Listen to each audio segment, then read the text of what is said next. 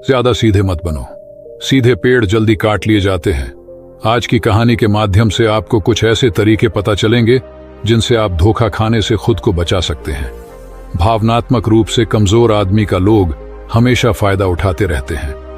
हम सब ने देखा होगा, अपने आसपास जो भी इंसान नर्म दिल का होता है, यानी कि भावनात्मक रूप से करुणावान होता है, वह अपनी करुणा से बस दूसरों की सहायता तो कर देता है, लेकिन बदले में उसे हमेशा धोखा ही मिलता है। तो क्या एक इंसान को भावनात्मक नहीं होना चाहिए? क्या उसे दूसरों पर भरोसा नहीं करना चाहिए? दूसरों की सहायता नहीं करनी चाहिए? क्या करुणावान और संवेदनशील होना गुनाह है? कोई गलती है? पाया तो यह जाता है कि कोई संवेदनशील आदमी दिल का अच्छा होता है, दूसरों की सहायता करता है, दूसरों का ख्याल रखता है, दूसरों से प्रेम करता है। प्रेम भी तो एक संवेदना ही है, वह भी तो एक भावना का रूप है। तो क्या प्रेम करना भी गलत हो जाता है? और यह तो आप सबको पता होगा कि प्रेम तो आध्यात्मिक साधना का एक बहुत महत्वपूर्ण कदम है।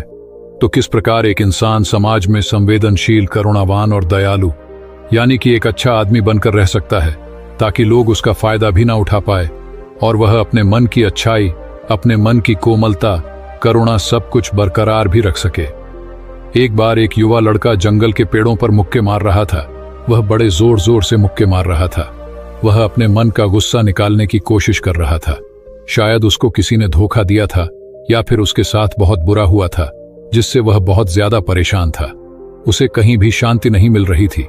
वह लगातार उस पेड़ पर मुक्का मार रहा था, जिससे उसकी उंगलियां लहूलुहान हो चुकी थी। उसी जंगल में एक शीतल पानी का झरना था। वहां पर एक भिक्षु रोज संध्या समय स्नान करने आया करते थे। यह उनका नित्य का नियम था। आज जब वह भिक्षु इस रास्ते से स्नान करने के लिए उस जंगल में आया, तो उसने उस लड़के की हालत देखी। वह जोर जोर से चीख रहा था, रो रहा था और लगातार मुक्के मारे जा रहा था। उस लड़के के आसपास कोई मौजूद नहीं था। इससे उस भिक्षु को उस युवक की चिंता होने लगी। उसने सोचा कि कहीं मैं इसे ऐसे ही छोड़ दूं और कहीं ये आत्महत्या कर ले। तो ऐसे विचार आने के बाद भी वह कुछ नहीं बोला और लगातार उस युवक की तरफ देखे जा रहा था। भिक्षु एकदम चुपचाप खड़ा हुआ था। उसने युवक से कुछ नहीं बोला, कुछ नहीं कहा, बस वह उसको लगातार देखता रहा।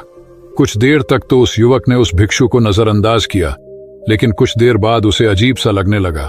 उसने सोचा, ना तो यह मुझे रोक रहा है और ना ही कुछ कह रहा है, यह तो बस मुझे देखे जा रहा है। इसका क्या मतलब है? बड़ा अजीब आदमी है। ऐसे ही विचार उस लड़के के मन में उठने लगे थे। जब कुछ देर बाद भी वह भिक्षु कुछ नहीं बोला, तो लड़के ने अचानक से उससे पूछा कि महाशय, आप अपने रास्ते क्यों नहीं चले जाते? आपको क्या मतलब? आप खड़े हुए मुझे देख क्यों रहे हैं? भिक्षु ने बड़े शांत स्वर में कहा कि मैं तुम्हें रोक नहीं रहा हूं, तुमसे कुछ कह नहीं रहा हूं, तो मुझसे तुम्हें क्या परेशानी है? मेरे ही तरह है। ये पेड़ पौधे, ये पक्षी, ये सब तुम्हें तो देख ही रहे हैं। जब इनसे तुम्हें कोई परेशानी नहीं है, तो मुझसे क्यों परेशानी है?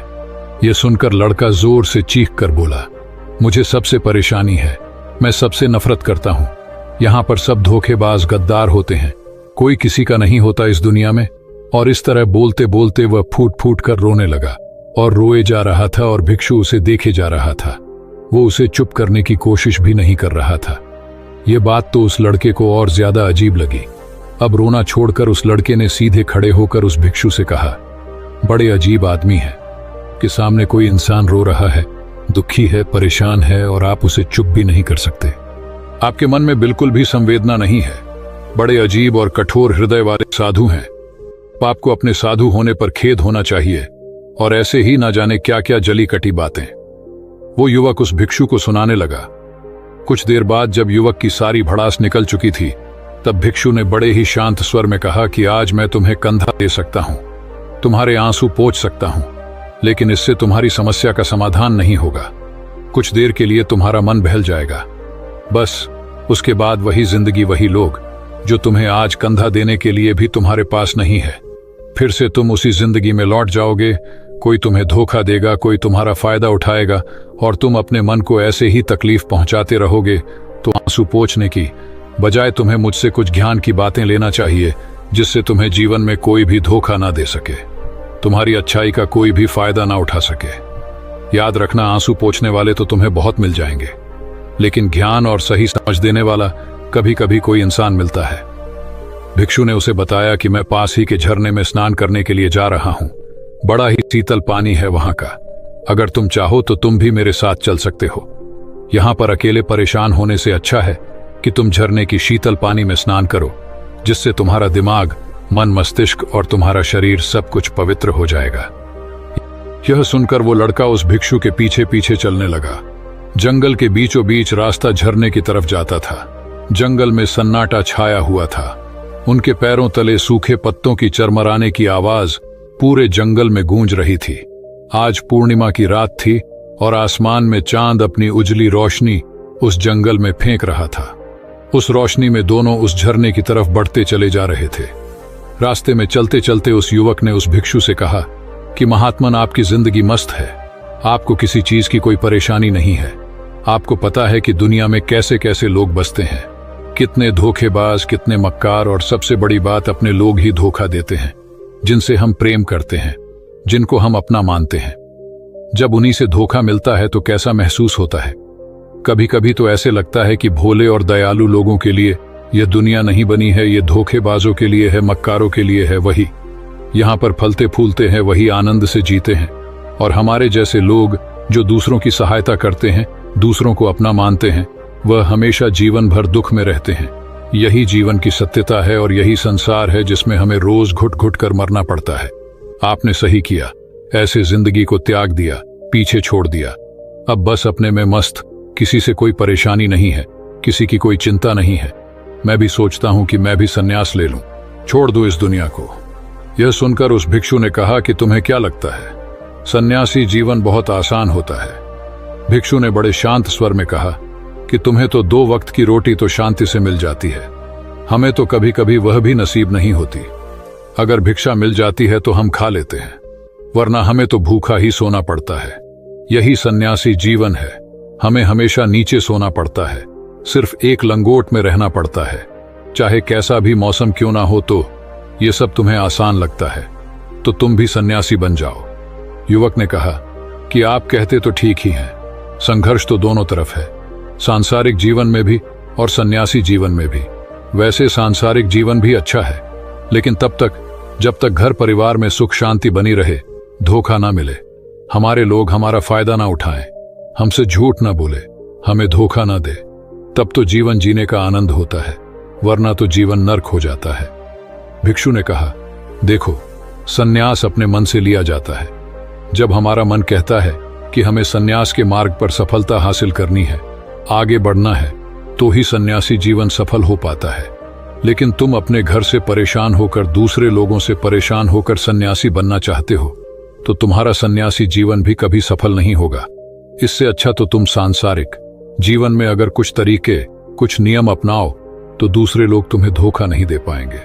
सबसे पहले तो यह समझो कि धोखा उन्हें ही मिलता है जो भावनात्मक रूप से कमजोर होते हैं, जिनका दिल जल्दी पिघल जाता है, जो दूसरों को दुख में नहीं देख पाते।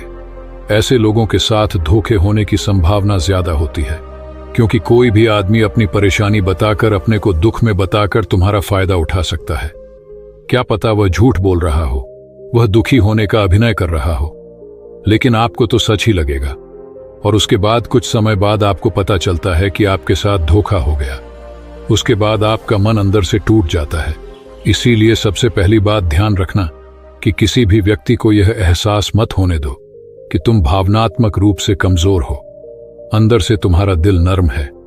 अगर उन्हें आपकी यह कमजोरी पता चल गई तो वह कोई ना कोई जाल रचकर आपका फायदा उठाने की जरूर कोशिश करेंगे। चाहे आप अंदर से संवेदनशील हो, दूसरों की मदद करने वाले हो, लेकिन किसी को एहसास मत होने दो। ऊपर से कठोर बने रहो। जब लोगों को लगेगा कि इससे कुछ बोलने का फायदा ही नहीं है, ये आदमी कठोर है, नहीं पिघलेगा, तो खुद ब खुद वो लोग जो झूठे हैं, जो मक्कार हैं, वो आपके पास आएंगे ही नहीं। वो उन्हें चुनेंगे जो उनके आसान शिकार होंगे। दूसरी बात समझने की ये होती है कि हम बहुत जल्दी दूसरों पर विश्वास कर लेते हैं, और हमारी जल्दी विश्वास करने की आदत ही हमें हानि पहुंचाती है। 2 दिन तुम्हें किसी से मिले हुए नहीं होते हैं और तुम एक दूसरे के हो जाते हो, एक दूसरे पर पूरा भरोसा करने लग जाते हो, और यह भरोसा तीसरे दिन टूट जाता है और फिर तुम्हें धोखा मिलता है और फिर तुम परेशान होते हो। इसीलिए समय दो, किसी भी चीज को, किसी भी रिश्ते को आगे बढ़ाने के लिए समय की जरूरत होती है। समय के साथ तुम्हें सामने वाले इंसान की अच्छाई और बुराई पता चलती है। तब तुम्हें पूर्ण रूप से पता चलता है कि इंसान वास्तव में कैसा है, अच्छा है या बुरा है, और वह कुछ समय देने के बाद ही होता है। इसीलिए जल्दी किसी पर विश्वास मत करो। अगली पहचान या अगला तरीका समझने के लिए तुम्हें ऐसे लोगों को समझना होगा जो दूसरों की चापलूसी करते रहते हैं। कुछ लोगों की आदत होती है चापलूसी करने की। आपके सामने आपकी बड़ाई करेंगे, आपके बारे में अच्छा अच्छा बोलेंगे, और आपको लगेगा कि यह इंसान कितने अच्छे हैं, मेरे से कितना प्यार करते हैं। लेकिन वास्तव में उनकी वह चापलूसी एक जाल होती है, ताकि वह आपका दिल जीत सके। और उनको चापलूसी करने का मौका तभी मिलता है जब आप दिखावा करते हैं। अगर आप उनकी चापलूसी से प्रभावित ही नहीं होंगे तो कुछ समय बाद वो चापलूसी करना बंद कर देंगे। इसीलिए किसी के सामने दिखावा मत करो, वरना आप तो आकर्षण के केंद्र बन जाते हो। लोगों को लगता है कि शायद इसके पास बहुत ज्यादा धन संपदा है, इसीलिए इतना दिखावा कर रहा है, और इसी वजह से जो लोग आपका फायदा उठाना चाहेंगे वो आपके करीब आने की कोशिश करेंगे, आपकी चापलूसी करने की कोशिश करेंगे। अगला नियम बताते हुए भिक्षु ने झरने की तरफ इशारा किया। वो झरने के पास पहुंच चुके थे।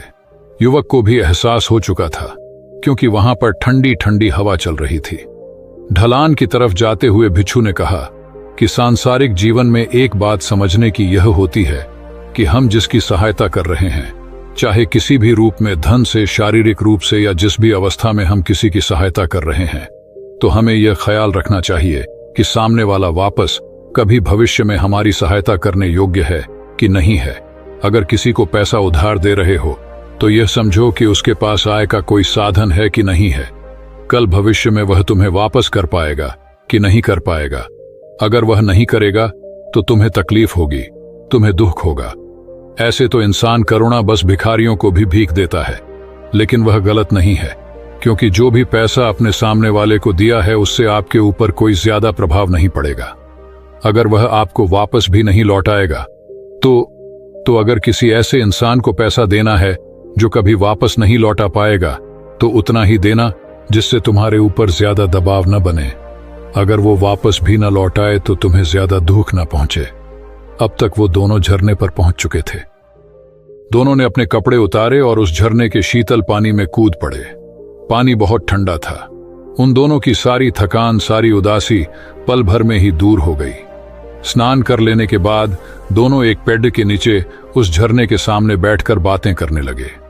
भिक्षु ने उसे आगे समझाते हुए कहा कि शुरुआत में लोगों को नजरअंदाज करना सीखो। जब तुम किसी को शुरुआत में नजरअंदाज करते हो तो जो भी लोग किसी लालच की वजह से तुम्हारे पास प्रभावित हो रहे थे, उनकी छटनी हो जाएगी। जब तुम उनको नजरअंदाज करोगे तब को एक दो बार लोग तुम्हारे पास आने की कोशिश करेंगे। उसके बाद वो तुमसे दूरियां बना लेंगे, और जो आदमी तुम्हारी इंसानियत, तुम्हारी अच्छाई देखकर तुम्हारे पास आएगा, वो नजरअंदाज करने के बावजूद भी तुम्हारे करीब ही बना रहेगा। और यही तो एक सच्चे इंसान की पहचान होती है। जो हमारे अपने होते हैं उनसे हम लड़ भी लेते हैं, झगड़ भी लेते हैं, उसके बावजूद भी वो हमारी बातों का बुरा नहीं मानते हैं।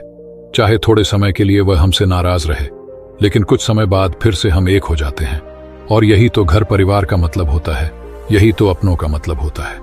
इसीलिए शुरुआत में अनजान लोगों को नजरअंदाज करना सीखो, इग्नोर करना सीखो, ताकि धोखेबाज, मक्कार लोग तुम्हारे करीब ही ना आ पाएं। अपने इस वार्तालाप को खत्म करते हुए भिक्षु ने अपनी आखिरी बात बताते हुए कहा कि ये आखिरी सीख सबसे ज्यादा महत्वपूर्ण है। सब कुछ होने के बाद भी तुम्हें धोखे मिल सकते हैं, लेकिन तुम अगर अपने आंख और कान और अपना दिमाग खोल कर रखते हो, अगर तुम होश में रहोगे, ध्यान करोगे, तो तुम्हें इंसान की आंखें देखते ही समझ में आ जाएगा कि उसे तुमसे क्या चाहिए। तुम उसकी इच्छा और उसका स्वभाव उसकी आंखों में ही पढ़ सकते हो। लोगों की आंखों में, उनकी वाणी में, उनके स्वभाव में उनका सब कुछ दिखाई देता है। बस हम ही अपनी आंखें मूंद कर रहते हैं। दूसरे लोगों से जानो, उसके रिश्तेदारों से जानो, उसके परिवार वालों से जानो कि वह इंसान कैसा है, दूसरों के साथ उसका व्यवहार कैसा है। उसकी पड़ताल करो। जब किसी पर विश्वास करो, ऐसे ही किसी पर विश्वास मत कर लेना, अपनी पूरी संतुष्टि करना। अगर तुम किसी के साथ लंबे समय तक भरोसा करना चाहते हो, किसी के साथ कोई संबंध बनाना चाहते हो, कोई दोस्ती करना चाहते हो या किसी की मदद करना चाहते हो, तो इन सभी परिस्थितियों में तुम्हें यह जरूर पता होना चाहिए कि दूसरे लोग उस इंसान के बारे में क्या सोच रखते हैं। इसके बाद तुम जीवन में कभी भी धोखा नहीं खाओगे और तुम्हें कभी भी धोखे की वजह से पछताना नहीं पड़ेगा। इसी तरह की बातें करते हुए भिक्षु और वो लड़का दोनों जंगल से बाहर आ गए, अपने अपने घर को चले गए। दोस्तों, कभी भी किसी पर भी भरोसा करने से पहले उसके बारे में अच्छे से समझो, जानो, समय दो, फिर भरोसा करो। हमें आशा है कि आपको यह वीडियो पसंद आई होगी। इसी तरह के मोटिवेशनल और इंस्पायरिंग वीडियो देखने के लिए आप हमारे चैनल को सब्सक्राइब कर सकते हैं। हम मिलते हैं इसी तरह की नई मोटिवेशनल वीडियो के साथ। धन्यवाद।